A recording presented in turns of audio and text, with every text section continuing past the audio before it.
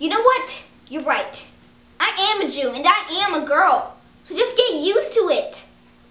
You can call me any name you like. The facts will still be the same. And I will still think that you're an obnoxious, pig-headed jerk. No, I don't hate boys. Some of you are actually okay. Do I think girls are better? Well, duh, we are. Just because I have different chromosomes doesn't mean that I'm weak or stupid. I'm not. You can't make me shut up. I'm going to be class president, and you can't stop me.